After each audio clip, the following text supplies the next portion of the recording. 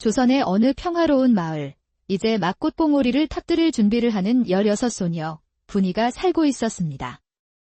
분이는 이른 아침부터 해가 저물 때까지 어머니 곁에서 부엌일과 집안일을 돕고 철없는 동생들을 돌보는 것이 일상이었습니다. 하지만 아무리 애를 써도 온갖 꾸지람과 혼은 언제나 장녀인 분이의 몫이었습니다.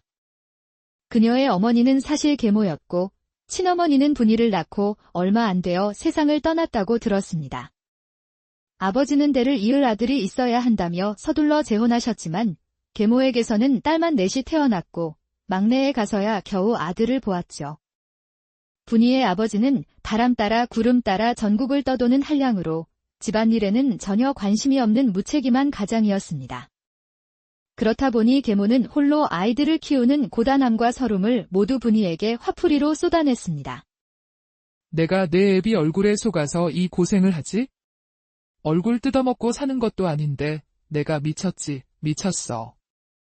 분이는 아버지의 잘못을 알기에 계모의 모진 말들을 묵묵히 받아들였습니다. 하지만 유독 부엌에서 음식에 관해서만큼은 그녀도 모르게 목소리를 내곤 했습니다. 어머니, 미역국에는 이 젓갈을 넣으시면 맛이 훨씬 깊어질 거예요. 음식 한번 제대로 만들어보지도 못한 내가 뭘 안다고 나서느냐? 미역국에는 내가 직접 담근 조선간장이 최고야. 분이는 부엌에서 계모와 음식 문제로 부딪힐 때면 평소와 달리 속에서 불같은 화가 치밀어 오르는 자신을 이해할 수 없었습니다. 그러던 어느 날 마을에서 가장 큰 부자인 박대감 댁에서 큰 잔치가 열리게 되어 일손이 부족하다며 분이네 집까지 사람이 찾아왔습니다. 분이야, 어머니는 어디 계시냐? 어머니는 아침 일찍 밭을 나가셨어요. 아이고, 큰일이구나. 음식 만들 손이 턱없이 부족한데? 그럼 제가 가서 도와드리면 안 될까요? 그래, 너라도 가서 좀 도와주렴. 그런데 동생들은 어떡하죠? 걱정 말거라. 우리 덕구한테 봐달라고 일러둘 테니. 그리하여 분이는 순덕 어멈을 따라 박대감 댁으로 향했습니다. 대감 댁 넓은 마당에서는 벌써부터 아주머니들이 모여 앉아 수다를 떨며 부지런히 전을 부치고 있었습니다. 아주머니, 오늘이 무슨 날이기에 이리 큰 잔치를 여는 건가요? 글쎄, 우리 댁 서도 도련님께서 최연소로 장원급제를 하셨지 뭐냐. 분이는 서도 도련님을 먼 발치에서 본 적이 있었습니다. 훤칠한 키에 고운 비단옷을 입은 도련님 뒤로 후광이 비치는 듯한 기억이었죠. 순덕 어멈과 함께 부엌으로 들어서자 안에서는 고기를 다지고 마늘을 빻으며 떡갈비를 만드느라 분주했습니다. 한참의 시간이 흐른 후 부엌에서 고성이 터져 나왔습니다. 이게 대체 무엇이냐? 아이고, 떡갈비에 무슨 짓을 한 것이야? 순덕 어멈의 얼굴은 당혹감과 초조함으로 울그락불그락 달아올라 있었습니다. 이 떡갈비는 누가 간을 한 것이오? 접니다요. 아니, 음식 솜씨가 좋다고 해서 불렀더니 떡갈비 맛이 어찌 이 모양이란 말이오? 분이는 떡갈비 맛이 궁금해져 바닥에 떨어진 작은 조각 하나를 얼른 주워 입에 넣었습니다. 고기는 퍽퍽했고 양념은 밍밍하여 아무 맛도 느껴지지 않았습니다. 양념된 떡갈비는 산더미처럼 쌓여 있었고 순덕 어멈은 안방마님께 들키기 전에 이 사태를 수습해야 한다며 혼비백산이 되어 있었습니다. 큰일이구나. 이걸 어찌해야 좋단 말인가? 분이는 순덕 어멈이 안절부절 못하는 사이 떡갈비 반죽을 작은 사발에 조금 덜어 아주머니들 사이를 오가며 이것저것 양념을 더했습니다. 그리고는 숯불에 노릇하게 구운 떡갈비를 순덕 어멈에게 들고 갔습니다. 아주머니, 이것 맛 좀 보셔요. 맛을 본 걸 자꾸 뭘 맛보라는 것이냐? 정신 사나우니 나가서 심부름이나 하거라. 분이는 조금 심통이 났는지 맑은 눈을 동그랗게 뜨고 큰 목소리로 외쳤습니다. 딱 한 번만 맛보시라니까요. 웅성거리던 부엌이 그 소리에 순간 찬물을 끼얹은 듯 조용해졌습니다.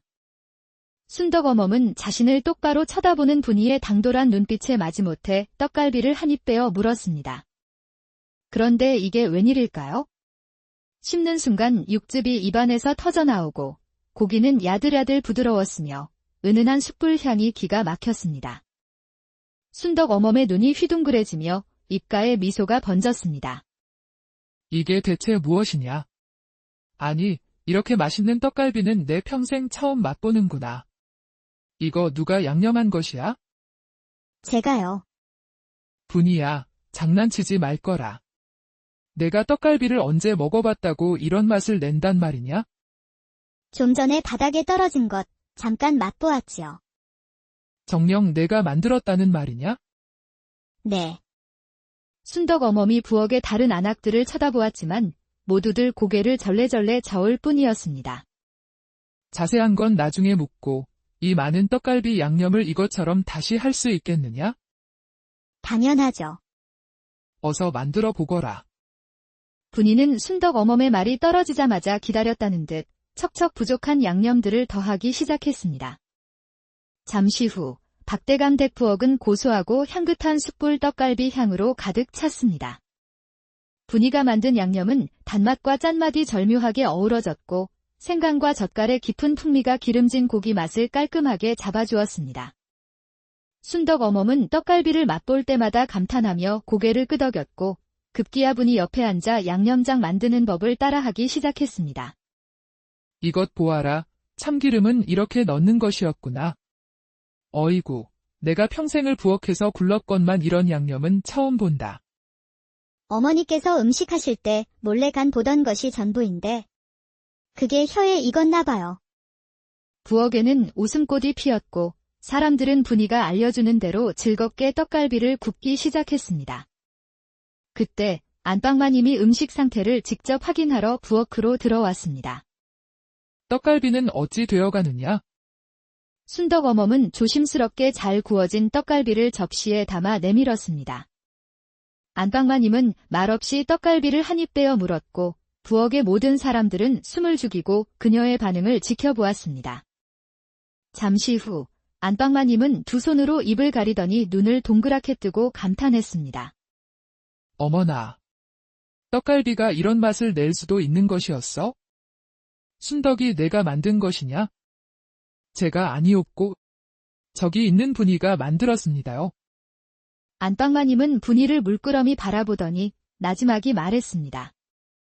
오늘 잔치 음식의 모든 양념은 분이에게 맡겨보거라. 마님, 이 아이가 감당하기에는 너무 어립니다. 혹여 실수라도 하면 어쩌시려고요?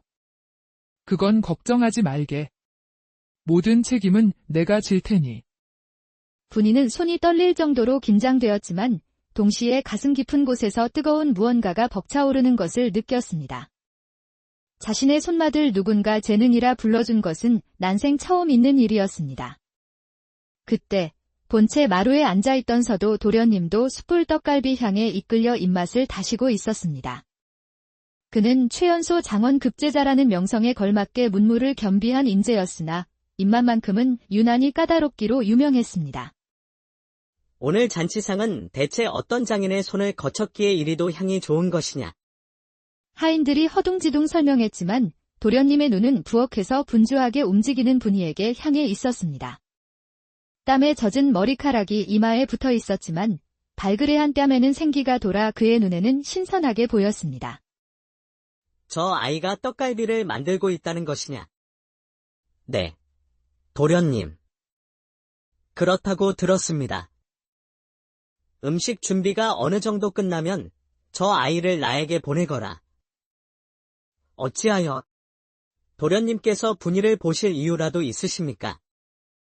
음식을 맛있게 만든다는데 그 솜씨를 직접 확인해 봐야지. 내가 언제까지 맛없는 음식만 먹고 살 수는 없지 않겠느냐. 하인 갑돌이는 분이를 마음에 두고 있었기에 잘생긴 도련님에게 그녀를 보이고 싶지 않아 걱정이 태산 같았습니다. 잠시 후 잔치상에 떡갈비를 시작으로 열구자탕, 굴비, 삼계탕 등 진수성찬이 차려졌습니다. 대감 부인, 축하드립니다. 아드님께서 최연소로 장원급제를 하셨으니 얼마나 기쁘시겠습니까? 이제부터가 더 걱정이지요. 아무튼 귀한 걸음 해주셔서 고맙습니다. 어서들 드시지요. 손님들은 축하 인사를 나누고 젓가락을 들어 제일 먼저 떡갈비를 입에 넣었습니다. 어머나, 떡갈비가 참으로 맛있습니다. 이런 맛을 내는 사람이 또 있었다니요. 저도 맛보고 깜짝 놀랐답니다. 넉넉하게 준비했으니 많이들 드시지요. 오후가 되어 잔치가 마무리될 무렵 갑돌이가 부엌에서 나온 분이에게 다가갔습니다. 분이야, 도련님께서 너를 잠깐 보자고 하신다. 나를 따라오너라. 분이는 도련님이 자신을 찾는다는 말에 놀라 두 눈이 동그래졌습니다. 어서 가보거라. 두려워 말고. 오늘 내 떡갈비 솜씨에 마님께서도 깜짝 놀라셨으니. 갑돌이를 따라간 곳은 대감댁 뒤뜰 오솔길을 지나 나타난 아름답게 꾸며진 별채였습니다. 서도 도련님은 떡갈비 하나를 집어 앞에 놓인 작은 화로에 직접 데워 먹고 있었습니다. 이 떡갈비는 단순한 맛이 아니다. 그저 달고 짠 것이 아니라 깊은 여운이 남는구나. 너는 어디서 이런 맛을 배웠느냐? 아무에게도 배운 적이 없습니다. 그저 상상하며 만들어 보았습니다. 서도는 조용히 고개를 끄덕였습니다. 내가 오랜만에 요리다운 요리를 맛보았다. 혹 내가 먹고 싶은 것을 설명하면 만들어 줄 수 있겠느냐? 요리는 할 수 있으나 원하시는 맛을 그대로 낼 수 있을지는 잘 모르겠습니다. 그것은 당연하다. 처음부터 똑같이 만들 것이라 기대하지 않는다. 시간이 걸리더라도 만들어 줄 수 있는지 묻는 것이다. 말씀만 해주신다면 한번 해보겠습니다. 그럼 오늘 저녁상부터 가능하겠느냐? 집에 가서 동생들 저녁부터 챙겨주고 와도 되겠습니까? 그리 하거라. 서도는 돌아가는 분이의 뒷모습을 보며 어린 나이에도 동생을 챙기는 그 착한 심성에 감탄했습니다. 집으로 돌아가는 분이의 마음은 복잡했습니다. 누군가 자신의 능력을 인정해 주었다는 사실에 심장이 뛰고 설렜지만 계모의 존재가 큰 산처럼 느껴졌습니다. 과연 내가 이 집 부엌을 떠날 수 있을까? 하지만 오늘 분이는 자신의 혀와 손이 특별하다는 것을 알게 되었습니다. 이제는 모든 것이 달라질 터였습니다. 집에 돌아오자마자 밭에서 돌아온 계모의 호통이 시작되었습니다. 뭣들 하고 얼빠져 서 있는 것이냐? 동생들 밥은 차렸고 바느질은 다 해놓았느냐? 아직 못했습니다. 분이는 대감댁 잔치에서 음식을 만들었다는 말은 끝내 하지 않았습니다. 음식 만드는 것만큼은 더 이상 어머니의 잔소리를 듣고 싶지 않았기 때문입니다. 분이는 서둘러 저녁을 챙겨주고 다시 서도가 있는 별채로 향했습니다. 그리고 도련님이 설명해준 음식을 만들기 시작했죠. 궁에서 먹었던 궁중 떡볶이보다 훨씬 맛이 좋구나. 너는 요리의 천재인 듯하다. 도련님, 그런 말씀은 너무 과하십니다. 도련님의 칭찬에 분이는 자신감을 회복해 갔습니다. 며칠 후 순덕 어머니 분이에게 쪽지 하나를 건넸습니다. 도련님께서 너에게 전해주라 하셨다. 쪽지에는 이렇게 적혀 있었습니다. 이번 달 보름 서운관에서 진상품 대회가 열린다. 그 손마드로 세상 사람들의 마음도 움직일 수 있을지 보고 싶구나. 분이는 편지를 가슴에 꼭 안았습니다. 그의 말은 달콤한 칭찬보다 더 강한 믿음처럼 느껴졌습니다. 보름날 한양 근처 서운관에는 온갖 상단과 부잣집에서 내놓은 최고의 요리 장인들이 모여 분주하게 움직였습니다. 분이는 순덕 어멈의 도움으로 지름 없는 부엌 아가씨라는 명패를 달고 참가했습니다. 긴장으로 손가락이 미세하게 떨려왔죠. 대회의 시작을 알리는 종소리와 함께 요리 장인들은 신속하고 정확하게 움직였지만 분이는 아직 미숙한 부분이 많았습니다. 심사관들은 어린 분이가 무엇을 만드는지조차 관심을 두지 않았습니다. 대회가 끝나고 심사관들이 음식을 평가하기 시작했습니다. 분이 앞에 선 심사관들의 표정은 시큰둥했습니다. 평범한 떡갈비로구나. 너무 흔한 요리를 선택한 것이 성의가 없어 보입니다. 지금은 음식의 종류가 아닌 맛을 평가하는 시간이네? 맛을 보고 다음으로 넘어가세. 심사관들은 아무 기대 없는 표정으로 떡갈비를 입에 넣었습니다. 그러나 한 입 씹는 순간 그들의 얼굴에 놀라움이 번졌습니다. 이런 떡갈비는 처음입니다. 풍미가 실로 대단합니다. 너의 이름이 무엇이냐? 분이입니다. 이 음식 솜씨를 누구에게 배웠느냐? 배운 적은 없습니다. 심사관들은 놀라워하며 분이를 눈에 담고 다음 참가자에게로 향했습니다. 그때 한 점자는 부인이 조용히 다가와 물었습니다. 혹시 너의 어미가 연희 상궁이 아니더냐? 연희 상공님이라니요. 저는 그런 분을 모릅니다. 대회가 끝나고 분이는 압도적인 표 차이로 우승을 차지했습니다. 그날 늦은 오후, 서도는 분이를 작은 정자로 불러 마주 앉았습니다. 오늘도 너의 손맛은 많은 사람의 마음을 움직였구나. 서도는 잠시 침묵하더니 놀라운 이야기를 꺼냈습니다. 너의 친어머니에 대해 말해줄 것이 있다. 저의 친어머니요. 10여 년 전 왕의 음식을 담당하던 연이 상궁이 궁에서 도망쳤다는 기록이 있다. 그녀가 왕실의 비밀 요리책과 함께 사라졌다고 하더구나. 분이는 친모에 대한 뜻밖의 사실에 무척 혼란스러웠습니다. 다음 날 아침, 어제 대회장에서 보았던 귀부인이 분이의 집을 찾아왔습니다. 너의 어미 연희는 궁궐에서 음식 솜씨를 인정받아 수락관에서 일하게 되었단다. 허나 권력 다툼 속에서 심한 압박을 이기지 못하고 궁을 도망쳤지. 그 이후로 소식을 들은 자는 아무도 없었다. 귀부인은 분이의 어머니가 남긴 것이라며 낡은 책자 하나를 건네주었습니다. 넌 연희의 핏줄이 틀림없어. 그 혀와 손맛은 연희의 딸이 아니고서는 설명할 수가 없다. 내 아비가 한중훈이 아니더냐? 네, 맞습니다. 분이는 숨이 멎는 듯 했습니다. 자신을 억누르던 것들이 무너지고 진짜 정체의 조각들이 서서히 맞춰지고 있었습니다. 그날 밤, 분이는 서도와 마주 앉아 달빛 아래에서 조심스럽게 물었습니다. 도련님은 어찌하여 저처럼 천한 아이에게 이리도 기회를 주시는 것입니까? 나는 단 한 번도 너를 천한 사람이라 생각한 적이 없다. 너의 손은 누군가를 살릴 수도, 이 나라를 구할 수도 있는 손이다. 그러니 내 옆에서 나를 도와줄 수 있겠느냐? 제가 나라를 구할 수 있다고요? 그것은 내 옆에 있어야만 가능한 일이다. 그러던 어느 날, 분이의 손맛은 진상품 대회를 지나 중전마마의 귀에까지 들어가게 되었습니다. 중전마마는 이름을 밝히지 않은 부엌 아가씨에게 수락관 입궐을 명하였고, 함께 온 선비 서도는 수락관 기록관이라는 이름으로 입궐했습니다. 하지만 서도의 정체는 단순한 기록관이 아니었습니다.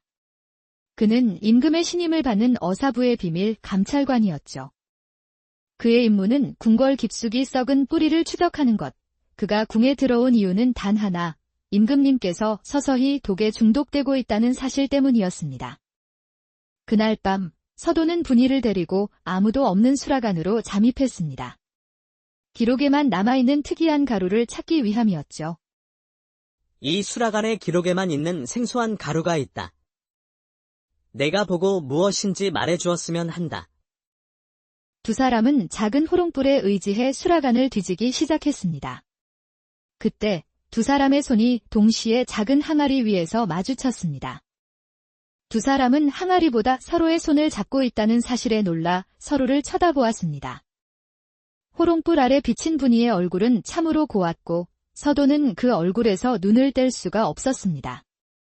분이 또한 서도의 깊은 눈빛에 심장이 심하게 요동치며 고개를 숙였습니다. 혹시 이것입니까? 서도는 분이의 목소리에 현실로 돌아왔습니다. 기록에는 향가루라고만 적혀 있어. 그것이 무엇인지 알아보려는 것이다. 이것은 육향가루입니다. 그런데 이렇게 심하게 탄 육향가루는 독과 같아 음식에 사용할 수가 없습니다. 이런 것을 임금님의 수라상에 올렸다니. 계속 드셨다면 건강한 사람이라도 몸이 망가지는 것은 시간 문제이지요. 바로 이것이었구나. 그날 밤 서도는 분이에게 자신의 모든 것을 털어놓았습니다. 나는 왕의 명으로 움직이는 사람이다. 조정에 썩은 살을 도려내는 칼이지. 그런 내가 하루에도 몇 번씩 너에게 마음을 뺏기고 있다. 그리 막중한 일을 하시는 분께서 저같이 하찮은 여인에게 마음을 빼앗기다니요. 당치도 않은 말씀입니다. 나는 너를 하찮게 생각한 적이 없다 하지 않았느냐? 왜 그리 자신을 낮추는 것이냐? 듣기 싫구나. 자꾸 저를 귀한 여인으로 만드시니 제가 감히 올려다보지 못할 나무를 자꾸 올려다보고 싶어지지 않습니까? 그 나무는 내가 생각하는 것만큼 높지 않으니 얼마든지 올려다보거라. 서도는 분이를 살며시 품에 안았습니다. 조사를 이어가던 서도는 외부 인물이 수라간에 물품을 전달한 기록을 확보했습니다. 그런데 그 인물은 놀랍게도 서도의 아버지를 보필하는 설복이라는 자였습니다. 서도는 존경했던 아버지의 실체를 서서히 마주하며 마음이 무너져 내리고 있었습니다. 한편 박대감 역시 자신을 파헤치는 비밀 감찰관이 바로 아들 서도라는 사실을 알게 되었습니다. 그것이 정말이더냐? 네, 대감마님. 도련님은 단순한 기록관이 아니라 어사보의 비밀 감찰관이었습니다. 아니, 이런 낭패가 있나? 왕이 미리 손을 썼구나. 나를 막으려고. 이제 어찌하시겠습니까? 육향가루는 도련님으로 인해 발각되었습니다. 방법은 단 하나뿐이다. 그것이 무엇입니까? 분이라는 아이의 손이다. 수라간 상궁이 그 아이에게 왕의 음식을 만들게 하고 있다지. 그 손을 이용해야겠다. 다음 날 분이는 집에 들러 자신이 만든 향신료를 챙기고 있었습니다. 어서 궁에 들어가지 않고 무엇하고 있는 것이냐? 조금 늦게 들어가도 된다고 수라간 상궁님께 허락을 받았습니다. 내가 궁에서 인정을 받고 있긴 한 모양이구나. 쭉정이처럼 있는 줄 알았더니. 자, 이것도 가져가거라. 계모는 보자기에 싼 작은 항아리를 분이에게 내밀었습니다. 아주 귀한 호초라는 것이다. 내가 주는 녹봉을 모아 산 것이니 어서 가거라. 아니, 이 귀한 것을 어찌? 어머니, 감사합니다. 분이는 생각지도 못한 어머니의 마음에 감동을 받았습니다. 잠시 후 궁에 도착한 분이는 점심 수라를 준비하기 위해 손을 씻었습니다. 그런데 손이 미세하게 따끔거리는 것이 아니겠어요? 내 손이 왜 이러지? 그 순간 분이의 기억 속에서 어머니의 책자 마지막 장에 적혀있던 글귀가 떠올랐습니다. 내 손이 미세하게 따끔거렸다. 새로 들어온 호초를 담은 항아리의 색이 유독 윤이 났다. 물수건으로 닦았더니 서서히 윤이 사라졌다. 아마도 독인 듯하다. 분이는 서둘러 물수건으로 호초 항아리를 닦았습니다. 친어머니의 기록과 같이 항아리의 윤기가 사라졌습니다. 그랬군. 이런 이유가 있었구나. 분이는 자신의 손이 독에 오염되어 더 이상 요리를 할 수 없음을 깨달았습니다. 그녀는 급히 칼을 잡고 팔을 써는 척하다 자신의 손가락을 칼로 깊게 그었습니다. 아이고. 피가 너무 많이 흐릅니다. 괜찮습니다. 이 손으로는 음식을 만들 수 없으니 제가 알려드릴 테니 대신 만들어 주시겠어요? 제가요. 전 그리 못합니다. 충분히 가능합니다. 궁녀님도 재능이 있으신 분입니다. 그리하여 분이는 또 한 번의 위기를 넘길 수 있었습니다. 그날 오후, 분이는 급하게 집으로 가 계모에게 물었습니다. 어머니, 그 호초 대체 누가 준 것입니까? 내가 샀다고 하지 않았더냐? 어머니는 제가 아직도 바보로 보이십니까? 그 호초로 오늘 임금님을 죽일 뻔했습니다. 그 항아리에 독이 묻어 있었단 말입니다. 계모의 얼굴이 사색이 되어 갔습니다. 그게 무슨 소리냐? 한 장사꾼이 아주 귀한 것이라며? 궁에 다니는 딸에게 필요할 것이라기에. 분이는 어머니가 자신을 생각해 그런 것임을 알기에 더 이상 말을 잇지 못했습니다. 잠시 후 서도와 분이는 벚꽃 나무 아래에서 만났습니다. 분이야. 나는 이제 나의 아버지를 죄인으로 잡으려 한다. 도련님께서 직접이요. 내가 아니라면 누구도 할 수 없는 일이다. 분이는 오늘 있었던 일에 대해 차마 말할 수 없었습니다. 서도의 아픈 마음이 그대로 전해져 자신의 심장도 아파왔기 때문입니다. 도련님의 아픈 마음, 저에게 나누어 주세요. 혼자 아파하게 둘 수는 없어요. 서도는 분이를 힘껏 안았습니다. 내가 옆에 없었다면 난 이렇게 버틸 수 없었을 것이다. 난 지금부터 서도가 아닌 감찰관으로 살 것이다.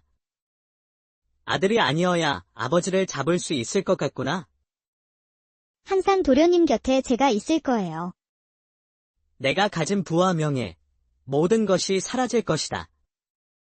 그래도 나를 받아주겠느냐? 저는 서도라는 사람을 좋아합니다. 다른 것은 그리 중요하지 않습니다. 서도는 그렇게 말하는 분이가 미칠 것처럼 어여뻐 보여 그녀의 탐스러운 입술을 머금었습니다. 한편 박대감의 서재에서는 깨진 벼루 조각이 흩어져 있었습니다. 분노한 박대감이 설복에게 던진 것이었죠. 내가 마지막으로 준 기회가 아니더냐. 죄송합니다. 대감마님. 그 계집을 처리하고 수단과 방법을 가리지 말고 성공시켜라. 그리하면 내가 평생 먹고 살보를 약조하겠다. 예, 대감마님. 그 시각 서도는 아버지의 서재 방마루 밑에 숨어 모든 것을 듣고 있었습니다. 그의 눈에서는 소리 없는 눈물이 흘렀습니다. 아버지를 자신의 손으로 잡아야 한다는 사실이 더욱 확실해졌기 때문입니다. 서도는 조용히 그곳을 빠져나와 설복에게 향했습니다. 당신이 하고자 하는 일을 그만 멈추시오. 내 부친이 아니십니까? 어찌 나는 내 아버지를 사랑하오. 그렇기에 변해가는 아버지를 그대로 둘 수가 없소. 저도 멈추고 싶지만 이제는 제 손을 떠났습니다. 그것이 무슨 말이요? 좀 전의 대화는 시간을 벌기 위한 수단에 불과했습니다. 서도는 급하게 궁궐로 향했습니다. 큰일이다. 왕께서 한편 궁궐 안은 발칵 뒤집혀 소란스러웠습니다. 궁궐안이 왜 이리 소란스러운 것이냐? 임금님께서 독살되실 뻔했습니다. 허면 임금께서는 무사하신 것이냐? 네, 다행히 무사하십니다. 서도는 수라간 상궁에게 달려갔습니다. 상궁님, 분이는 어디에 있습니까? 분이는 지금 위독하네. 허면 저녁 수라의 기밀을 분이가 직접 하겠다고 간청하여 그리했는데 떡갈비를 먹고 난 후 심한 구토와 함께 쓰러지고 말았네. 분이는 지금 어디에 있습니까? 내의원으로 가보게. 내의원에 누워있는 분이는 식은 땀을 흘리며 온몸이 퉁퉁 부어 있었습니다. 분이는 살 수 있을까요? 해독제를 먹였으나 차도가 없습니다. 어떤 독에 중독되었는지 알 수가 없으니 큰일입니다. 서도는 의금부의 아버지와 설복을 신고한 뒤였습니다. 분이를 살리기 위해서는 무슨 독인지 알아야만 했습니다. 서도는 의금부 감옥으로 급하게 달려갔습니다. 아버지, 저 서도입니다. 그래, 내가 내 애비다. 헌데 나를 이리 만든 것이 너라니 참으로 기가 막히는구나. 그것은 제 탓이 아니라 아버지의 탓입니다. 어찌하여 저를 아버지를 밀고 하는 자식으로 만드셨습니까? 박대감은 더 이상 아무 말도 할 수 없었습니다. 떡갈비에 무슨 독을 쓴 것이오? 아깝구나. 임금이 아닌 또 그 계집이라니. 조선의 어느 평화로운 마을, 이제 막꽃봉오리를 터뜨릴 준비를 하는 16소녀, 분이가 살고 있었습니다. 분이는 이른 아침부터 해가 저물 때까지 어머니 곁에서 부엌일과 집안일을 돕고 철없는 동생들을 돌보는 것이 일상이었습니다. 하지만 아무리 애를 써도 온갖 꾸지람과 혼은 언제나 장녀인 분이의 몫이었습니다. 그녀의 어머니는 사실 계모였고 친어머니는 분이를 낳고 얼마 안 되어 세상을 떠났다고 들었습니다. 아버지는 대를 이을 아들이 있어야 한다며 서둘러 재혼하셨지만 계모에게서는 딸만 넷이 태어났고 막내에 가서야 겨우 아들을 보았죠. 분이의 아버지는 바람 따라 구름 따라 전국을 떠도는 한량으로 집안일에는 전혀 관심이 없는 무책임한 가장이었습니다. 그렇다 보니 계모는 홀로 아이들을 키우는 고단함과 서름을 모두 분이에게 화풀이로 쏟아냈습니다. 내가 내 애비 얼굴에 속아서 이 고생을 하지? 얼굴 뜯어먹고 사는 것도 아닌데 내가 미쳤지, 미쳤어. 분이는 아버지의 잘못을 알기에 계모의 모진 말들을 묵묵히 받아들였습니다. 하지만 유독 부엌에서 음식에 관해서만큼은 그녀도 모르게 목소리를 내곤 했습니다. 어머니, 미역국에는 이 젓갈을 넣으시면 맛이 훨씬 깊어질 거예요. 음식 한번 제대로 만들어보지도 못한 내가 뭘 안다고 나서느냐? 미역국에는 내가 직접 담근 조선간장이 최고야. 분이는 부엌에서 계모와 음식 문제로 부딪힐 때면 평소와 달리 속에서 불같은 화가 치밀어 오르는 자신을 이해할 수 없었습니다. 그러던 어느 날 마을에서 가장 큰 부자인 박대감 댁에서 큰 잔치가 열리게 되어 일손이 부족하다며 분인의 집까지 사람이 찾아왔습니다. 분이야, 어머니는 어디 계시냐? 어머니는 아침 일찍 밭을 나가셨어요. 아이고, 큰일이구나. 음식 만들 손이 턱없이 부족한데? 그럼 제가 가서 도와드리면 안 될까요? 그래, 너라도 가서 좀 도와주렴. 그런데 동생들은 어떡하죠? 걱정 말거라. 우리 덕구한테 봐달라고 일러둘 테니. 그리하여 분이는 순덕 어멈을 따라 박대감 댁으로 향했습니다. 대감 댁 넓은 마당에서는 벌써부터 아주머니들이 모여 앉아 수다를 떨며 부지런히 전을 부치고 있었습니다. 아주머니, 오늘이 무슨 날이기에 이리 큰 잔치를 여는 건가요? 글쎄, 우리 댁서도 도련님께서 최연소로 장원급제를 하셨지 뭐냐. 분이는 서도 도련님을 먼발치에서 본 적이 있었습니다. 훤칠한 키에 고운 비단옷을 입은 도련님 뒤로 후광이 비치는 듯한 기억이었죠. 순덕 어멈과 함께 부엌으로 들어서자 안에서는 고기를 다지고 마늘을 빻으며 떡갈비를 만드느라 분주했습니다. 한참의 시간이 흐른 후 부엌에서 고성이 터져 나왔습니다. 이게 대체 무엇이냐? 아이고, 떡갈비에 무슨 짓을 한 것이야? 순덕 어멈의 얼굴은 당혹감과 초조함으로 울그락불그락 달아올라 있었습니다. 이 떡갈비는 누가 간을 한 것이오? 접니다요. 아니, 음식 솜씨가 좋다고 해서 불렀더니 떡갈비 맛이 어찌 이 모양이란 말이오?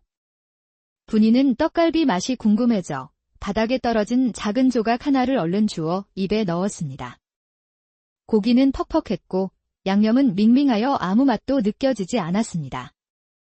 양념된 떡갈비는 산더미처럼 쌓여 있었고 순덕 어멈은 안방마님께 들키기 전에 이 사태를 수습해야 한다며 혼비백산이 되어 있었습니다. 큰일이구나. 이걸 어찌해야 좋단 말인가? 분이는 순덕 어멈이 안절부절 못하는 사이 떡갈비 반죽을 작은 사발에 조금 덜어 아주머니들 사이를 오가며 이것저것 양념을 더했습니다. 그리고는 숯불에 노릇하게 구운 떡갈비를 순덕 어멈에게 들고 갔습니다. 아주머니, 이것 맛 좀 보셔요. 맛을 본 걸 자꾸 뭘 맛보라는 것이냐? 정신 사나우니 나가서 심부름이나 하거라. 분이는 조금 심통이 났는지 맑은 눈을 동그랗게 뜨고 큰 목소리로 외쳤습니다. 딱 한 번만 맛보시라니까요. 웅성거리던 부엌이 그 소리에 순간 찬물을 끼얹은 듯 조용해졌습니다. 순덕 어멈은 자신을 똑바로 쳐다보는 분이의 당돌한 눈빛에 마지못해 떡갈비를 한 입 빼어 물었습니다. 그런데 이게 웬일일까요? 씹는 순간 육즙이 입안에서 터져나오고 고기는 야들야들 부드러웠으며 은은한 숯불 향이 기가 막혔습니다. 순덕 어멈의 눈이 휘둥그레지며 입가에 미소가 번졌습니다. 이게 대체 무엇이냐? 아니, 이렇게 맛있는 떡갈비는 내 평생 처음 맛보는구나. 이거 누가 양념한 것이야? 제가요. 분이야, 장난치지 말거라. 내가 떡갈비를 언제 먹어봤다고 이런 맛을 낸단 말이냐? 좀 전에 바닥에 떨어진 것 잠깐 맛보았지요.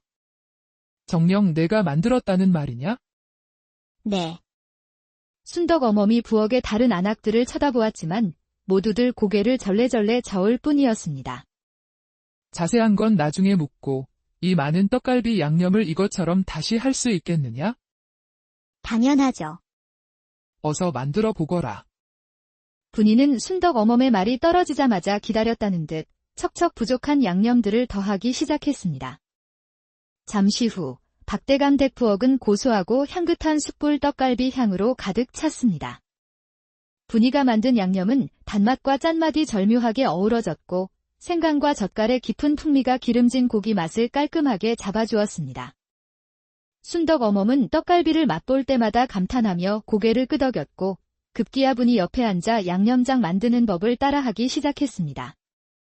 이것 보아라, 참기름은 이렇게 넣는 것이었구나. 어이구, 내가 평생을 부엌에서 굴렀건만 이런 양념은 처음 본다. 어머니께서 음식하실 때 몰래 간 보던 것이 전부인데 그게 혀에 익었나 봐요. 부엌에는 웃음꽃이 피었고 사람들은 분이가 알려주는 대로 즐겁게 떡갈비를 굽기 시작했습니다. 그때 안방마님이 음식 상태를 직접 확인하러 부엌으로 들어왔습니다. 떡갈비는 어찌 되어가느냐? 순덕 어멈은 조심스럽게 잘 구워진 떡갈비를 접시에 담아 내밀었습니다. 안방마님은 말없이 떡갈비를 한 입 빼어 물었고 부엌의 모든 사람들은 숨을 죽이고 그녀의 반응을 지켜보았습니다. 잠시 후 안방마님은 두 손으로 입을 가리더니 눈을 동그랗게 뜨고 감탄했습니다. 어머나. 떡갈비가 이런 맛을 낼 수도 있는 것이었어? 순덕이 내가 만든 것이냐? 제가 아니었고, 저기 있는 분이가 만들었습니다요. 안방마님은 분이를 물끄러미 바라보더니 나지막이 말했습니다. 오늘 잔치 음식의 모든 양념은 분이에게 맡겨보거라. 마님, 이 아이가 감당하기에는 너무 어립니다. 혹여 실수라도 하면 어쩌시려고요? 그건 걱정하지 말게. 모든 책임은 내가 질 테니. 분이는 손이 떨릴 정도로 긴장되었지만 동시에 가슴 깊은 곳에서 뜨거운 무언가가 벅차오르는 것을 느꼈습니다. 자신의 손맛을 누군가 재능이라 불러준 것은 난생 처음 있는 일이었습니다. 그때 본체 마루에 앉아있던 서도 도련님도 숯불 떡갈비 향에 이끌려 입맛을 다시고 있었습니다. 그는 최연소 장원 급제자라는 명성에 걸맞게 문무를 겸비한 인재였으나 입맛만큼은 유난히 까다롭기로 유명했습니다.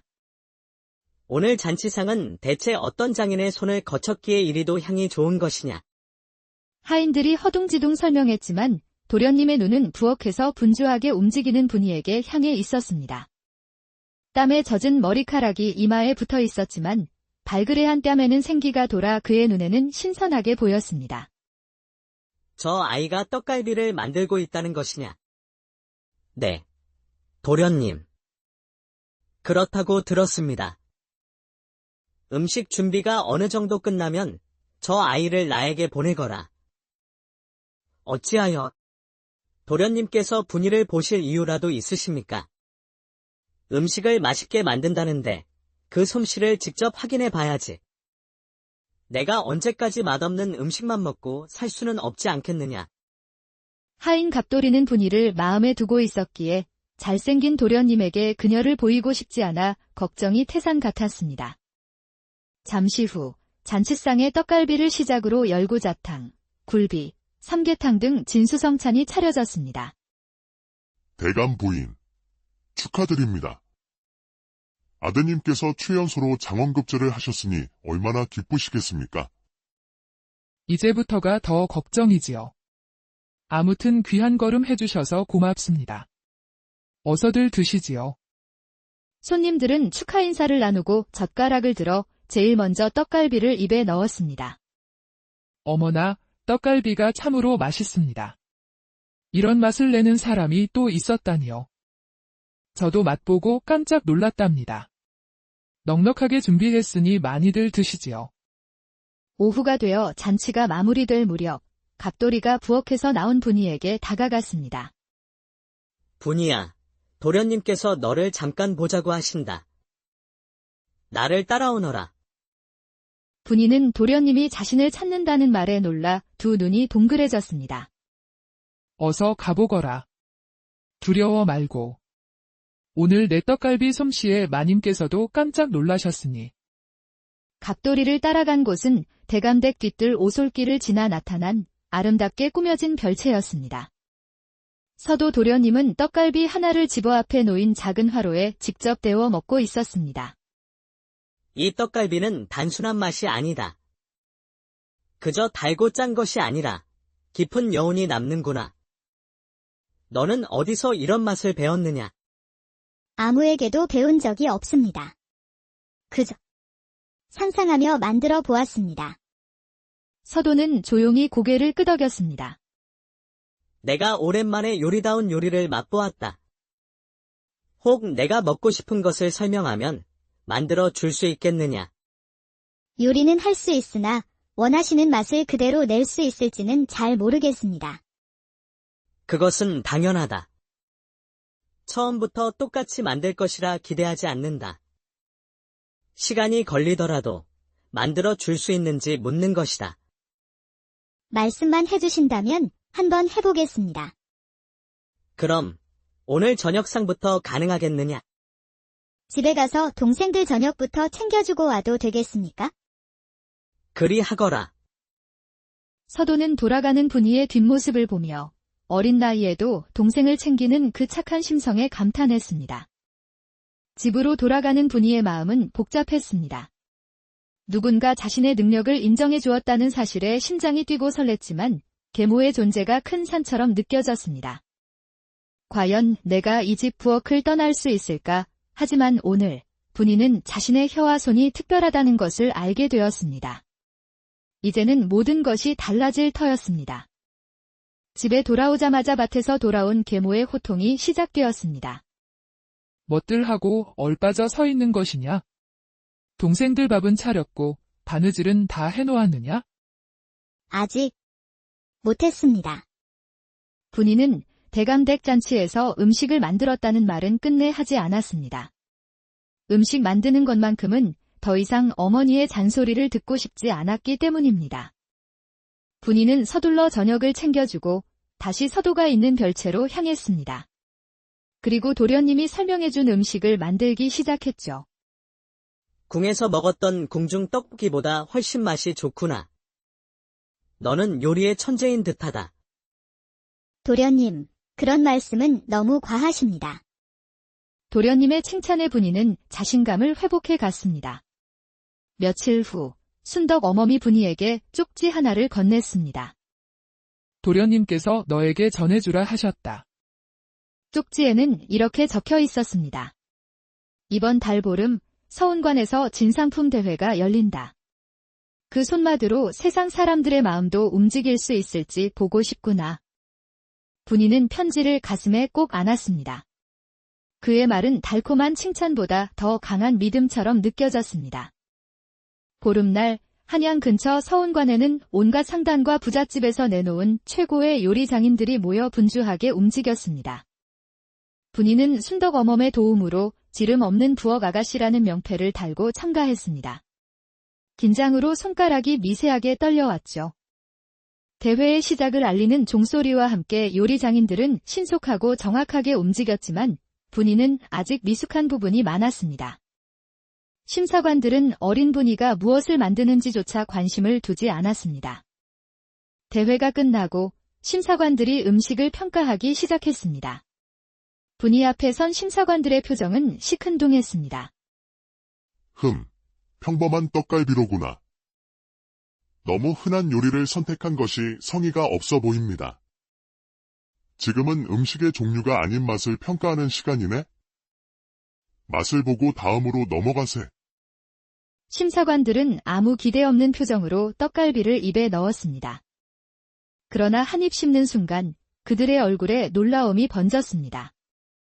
이런 떡갈비는 처음입니다. 풍미가 실로 대단합니다. 너의 이름이 무엇이냐? 분이입니다. 이 음식 솜씨를 누구에게 배웠느냐? 배운 적은 없습니다. 심사관들은 놀라워하며 분이를 눈에 담고 다음 참가자에게로 향했습니다. 그때 한 점자는 부인이 조용히 다가와 물었습니다. 혹시 너의 어미가 연희 상궁이 아니더냐? 연희 상궁님이라니요. 저는 그런 분을 모릅니다. 대회가 끝나고 분이는 압도적인 표 차이로 우승을 차지했습니다. 그날 늦은 오후, 서도는 분이를 작은 정자로 불러 마주 앉았습니다. 오늘도 너의 손맛은 많은 사람의 마음을 움직였구나. 서도는 잠시 침묵하더니 놀라운 이야기를 꺼냈습니다. 너의 친어머니에 대해 말해줄 것이 있다. 저의 친어머니요. 10여 년 전 왕의 음식을 담당하던 연이 상궁이 궁에서 도망쳤다는 기록이 있다. 그녀가 왕실의 비밀 요리책과 함께 사라졌다고 하더구나. 분이는 친모에 대한 뜻밖의 사실에 무척 혼란스러웠습니다. 다음 날 아침, 어제 대회장에서 보았던 귀부인이 분이의 집을 찾아왔습니다. 너의 어미 연희는 궁궐에서 음식 솜씨를 인정받아 수락관에서 일하게 되었단다. 허나 권력 다툼 속에서 심한 압박을 이기지 못하고 궁을 도망쳤지. 그 이후로 소식을 들은 자는 아무도 없었다. 귀부인은 분이의 어머니가 남긴 것이라며 낡은 책자 하나를 건네주었습니다. 넌 연희의 핏줄이 틀림없어. 그 혀와 손맛은 연희의 딸이 아니고서는 설명할 수가 없다. 내 아비가 한중훈이 아니더냐? 네, 맞습니다. 분이는 숨이 멎는 듯 했습니다. 자신을 억누르던 것들이 무너지고 진짜 정체의 조각들이 서서히 맞춰지고 있었습니다. 그날 밤, 분이는 서도와 마주 앉아 달빛 아래에서 조심스럽게 물었습니다. 도련님은 어찌하여 저처럼 천한 아이에게 이리도 기회를 주시는 것입니까? 나는 단 한 번도 너를 천한 사람이라 생각한 적이 없다. 너의 손은 누군가를 살릴 수도, 이 나라를 구할 수도 있는 손이다. 그러니 내 옆에서 나를 도와줄 수 있겠느냐? 제가 나라를 구할 수 있다고요? 그것은 내 옆에 있어야만 가능한 일이다. 그러던 어느 날, 분이의 손맛은 진상품 대회를 지나 중전마마의 귀에까지 들어가게 되었습니다. 중전마마는 이름을 밝히지 않은 부엌 아가씨에게 수락관 입궐을 명하였고, 함께 온 선비 서도는 수락관 기록관이라는 이름으로 입궐했습니다. 하지만 서도의 정체는 단순한 기록관이 아니었습니다. 그는 임금의 신임을 받는 어사부의 비밀 감찰관이었죠. 그의 임무는 궁궐 깊숙이 썩은 뿌리를 추적하는 것, 그가 궁에 들어온 이유는 단 하나, 임금님께서 서서히 독에 중독되고 있다는 사실 때문이었습니다. 그날 밤, 서도는 분이를 데리고 아무도 없는 수락관으로 잠입했습니다. 기록에만 남아있는 특이한 가루를 찾기 위함이었죠. 이 수락안의 기록에만 있는 생소한 가루가 있다. 내가 보고 무엇인지 말해주었으면 한다. 두 사람은 작은 호롱불에 의지해 수락안을 뒤지기 시작했습니다. 그때 두 사람의 손이 동시에 작은 항아리 위에서 마주쳤습니다. 두 사람은 항아리보다 서로의 손을 잡고 있다는 사실에 놀라 서로를 쳐다보았습니다. 호롱불 아래 비친 분이의 얼굴은 참으로 고왔고 서도는 그 얼굴에서 눈을 뗄 수가 없었습니다. 분이 또한 서도의 깊은 눈빛에 심장이 심하게 요동치며 고개를 숙였습니다. 혹시 이것입니까? 서도는 분이의 목소리에 현실로 돌아왔습니다. 기록에는 향가루라고만 적혀 있어. 그것이 무엇인지 알아보려는 것이다. 이것은 육향가루입니다. 그런데 이렇게 심하게 탄 육향가루는 독과 같아 음식에 사용할 수가 없습니다. 이런 것을 임금님의 수라상에 올렸다니. 계속 드셨다면 건강한 사람이라도 몸이 망가지는 것은 시간 문제이지요. 바로 이것이었구나. 그날 밤, 서도는 분이에게 자신의 모든 것을 털어놓았습니다. 나는 왕의 명으로 움직이는 사람이다. 조정에 썩은 살을 도려내는 칼이지. 그런 내가 하루에도 몇 번씩 너에게 마음을 뺏기고 있다. 그리 막중한 일을 하시는 분께서 저같이 하찮은 여인에게 마음을 빼앗기다니요. 당치도 않은 말씀입니다. 나는 너를 하찮게 생각한 적이 없다 하지 않았느냐? 왜 그리 자신을 낮추는 것이냐? 듣기 싫구나. 자꾸 저를 귀한 여인으로 만드시니 제가 감히 올려다보지 못할 나무를 자꾸 올려다보고 싶어지지 않습니까? 그 나무는 내가 생각하는 것만큼 높지 않으니 얼마든지 올려다보거라. 서도는 분이를 살며시 품에 안았습니다. 조사를 이어가던 서도는 외부 인물이 수라간에 물품을 전달한 기록을 확보했습니다. 그런데 그 인물은 놀랍게도 서도의 아버지를 보필하는 설복이라는 자였습니다. 서도는 존경했던 아버지의 실체를 서서히 마주하며 마음이 무너져 내리고 있었습니다. 한편 박대감 역시 자신을 파헤치는 비밀 감찰관이 바로 아들 서도라는 사실을 알게 되었습니다. 그것이 정말이더냐? 네, 대감마님. 도련님은 단순한 기록관이 아니라 어사보의 비밀 감찰관이었습니다. 아니, 이런 낭패가 있나? 왕이 미리 손을 썼구나. 나를 막으려고. 이제 어찌하시겠습니까? 육향가루는 도련님으로 인해 발각되었습니다. 방법은 단 하나뿐이다. 그것이 무엇입니까? 분이라는 아이의 손이다. 수라간 상공이 그 아이에게 왕의 음식을 만들게 하고 있다지. 그 손을 이용해야겠다. 다음 날 분이는 집에 들러 자신이 만든 향신료를 챙기고 있었습니다. 어서 궁에 들어가지 않고 무엇하고 있는 것이냐? 조금 늦게 들어가도 된다고 수라간 상국님께 허락을 받았습니다. 내가 궁에서 인정을 받고 있긴 한 모양이구나. 쭉정이처럼 있는 줄 알았더니. 자, 이것도 가져가거라. 계모는 보자기에 싼 작은 항아리를 분이에게 내밀었습니다. 아주 귀한 호초라는 것이다. 내가 주는 녹봉을 모아 산 것이니 어서 가거라. 아니, 이 귀한 것을 어찌? 어머니, 감사합니다. 분이는 생각지도 못한 어머니의 마음에 감동을 받았습니다. 잠시 후 궁에 도착한 분이는 점심 수라를 준비하기 위해 손을 씻었습니다. 그런데 손이 미세하게 따끔거리는 것이 아니겠어요? 내 손이 왜 이러지? 그 순간 분이의 기억 속에서 어머니의 책자 마지막 장에 적혀있던 글귀가 떠올랐습니다. 내 손이 미세하게 따끔거렸다. 새로 들어온 호초를 담은 항아리의 색이 유독 윤이 났다. 물수건으로 닦았더니 서서히 윤이 사라졌다. 아마도 독인 듯하다. 분이는 서둘러 물수건으로 호초 항아리를 닦았습니다. 친어머니의 기록과 같이 항아리의 윤기가 사라졌습니다. 그랬군. 이런 이유가 있었구나.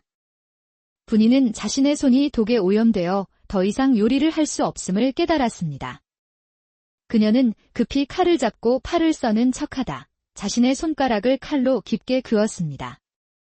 아이고. 피가 너무 많이 흐릅니다. 괜찮습니다. 이 손으로는 음식을 만들 수 없으니 제가 알려드릴 테니 대신 만들어 주시겠어요? 제가요. 전 그리 못합니다. 충분히 가능합니다. 궁녀님도 재능이 있으신 분입니다. 그리하여 분이는 또 한 번의 위기를 넘길 수 있었습니다. 그날 오후, 분이는 급하게 집으로 가 계모에게 물었습니다. 어머니, 그 호초 대체 누가 준 것입니까? 내가 샀다고 하지 않았더냐? 어머니는 제가 아직도 바보로 보이십니까? 그 호초로 오늘 임금님을 죽일 뻔했습니다. 그 항아리에 독이 묻어 있었단 말입니다. 계모의 얼굴이 사색이 되어 갔습니다. 그게 무슨 소리냐? 한 장사꾼이 아주 귀한 것이라며? 궁에 다니는 딸에게 필요할 것이라기에. 분이는 어머니가 자신을 생각해 그런 것임을 알기에 더 이상 말을 잇지 못했습니다. 잠시 후 서도와 분이는 벚꽃 나무 아래에서 만났습니다. 분이야. 나는 이제 나의 아버지를 죄인으로 잡으려 한다. 도련님께서 직접이요. 내가 아니라면 누구도 할 수 없는 일이다. 분이는 오늘 있었던 일에 대해 차마 말할 수 없었습니다. 서도의 아픈 마음이 그대로 전해져 자신의 심장도 아파왔기 때문입니다. 도련님의 아픈 마음, 저에게 나누어 주세요. 혼자 아파하게 둘 수는 없어요. 서도는 분이를 힘껏 안았습니다. 내가 옆에 없었다면 난 이렇게 버틸 수 없었을 것이다. 난 지금부터 서도가 아닌 감찰관으로 살 것이다. 아들이 아니어야 아버지를 잡을 수 있을 것 같구나. 항상 도련님 곁에 제가 있을 거예요. 내가 가진 부와 명예, 모든 것이 사라질 것이다. 그래도 나를 받아주겠느냐? 저는 서도라는 사람을 좋아합니다. 다른 것은 그리 중요하지 않습니다. 서도는 그렇게 말하는 분이가 미칠 것처럼 어여뻐 보여 그녀의 탐스러운 입술을 머금었습니다. 한편 박대감의 서재에서는 깨진 벼루 조각이 흩어져 있었습니다. 분노한 박대감이 설복에게 던진 것이었죠. 내가 마지막으로 준 기회가 아니더냐. 죄송합니다. 대감마님. 그 계집을 처리하고 수단과 방법을 가리지 말고 성공시켜라. 그리하면 내가 평생 먹고 살보를 약조하겠다. 예, 대감마님. 그 시각 서도는 아버지의 서재 방마루 밑에 숨어 모든 것을 듣고 있었습니다. 그의 눈에서는 소리 없는 눈물이 흘렀습니다. 아버지를 자신의 손으로 잡아야 한다는 사실이 더욱 확실해졌기 때문입니다. 서도는 조용히 그곳을 빠져나와 설복에게 향했습니다. 당신이 하고자 하는 일을 그만 멈추시오. 내 부친이 아니십니까? 어찌 나는 내 아버지를 사랑하오. 그렇기에 변해가는 아버지를 그대로 둘 수가 없소. 저도 멈추고 싶지만 이제는 제 손을 떠났습니다. 그것이 무슨 말이오? 좀 전의 대화는 시간을 벌기 위한 수단에 불과했습니다. 서도는 급하게 궁궐로 향했습니다. 큰일이다. 왕께서 한편 궁궐 안은 발칵 뒤집혀 소란스러웠습니다. 궁궐안이 왜 이리 소란스러운 것이냐? 임금님께서 독살되실 뻔했습니다. 허면 임금께서는 무사하신 것이냐? 네, 다행히 무사하십니다. 서도는 수라간 상궁에게 달려갔습니다. 상궁님, 분이는 어디에 있습니까? 분이는 지금 위독하네. 허면 저녁 수라의 기밀을 분이가 직접 하겠다고 간청하여 그리했는데 떡갈비를 먹고 난 후 심한 구토와 함께 쓰러지고 말았네. 분이는 지금 어디에 있습니까? 내의원으로 가보게. 내의원에 누워있는 분이는 식은 땀을 흘리며 온몸이 퉁퉁 부어 있었습니다. 분이는 살 수 있을까요? 해독제를 먹였으나 차도가 없습니다. 어떤 독에 중독되었는지 알 수가 없으니 큰일입니다. 서도는 의금부의 아버지와 설복을 신고한 뒤였습니다. 분이를 살리기 위해서는 무슨 독인지 알아야만 했습니다. 서도는 의금부 감옥으로 급하게 달려갔습니다. 아버지, 저 서도입니다. 그래, 내가 내 애비다. 헌데 나를 이리 만든 것이 너라니 참으로 기가 막히는구나. 그것은 제 탓이 아니라 아버지의 탓입니다. 어찌하여 저를 아버지를 밀고 하는 자식으로 만드셨습니까? 박대감은 더 이상 아무 말도 할 수 없었습니다. 떡갈비에 무슨 독을 쓴 것이오? 아깝구나. 임금이 아닌 또 그 계집이라니. 조선의 어느 평화로운 마을, 이제 막꽃봉오리를 터뜨릴 준비를 하는 16소녀, 분이가 살고 있었습니다. 분이는 이른 아침부터 해가 저물 때까지 어머니 곁에서 부엌일과 집안일을 돕고 철없는 동생들을 돌보는 것이 일상이었습니다. 하지만 아무리 애를 써도 온갖 꾸지람과 혼은 언제나 장녀인 분이의 몫이었습니다. 그녀의 어머니는 사실 계모였고 친어머니는 분이를 낳고 얼마 안 되어 세상을 떠났다고 들었습니다. 아버지는 대를 이을 아들이 있어야 한다며 서둘러 재혼하셨지만 계모에게서는 딸만 넷이 태어났고 막내에 가서야 겨우 아들을 보았죠. 분이의 아버지는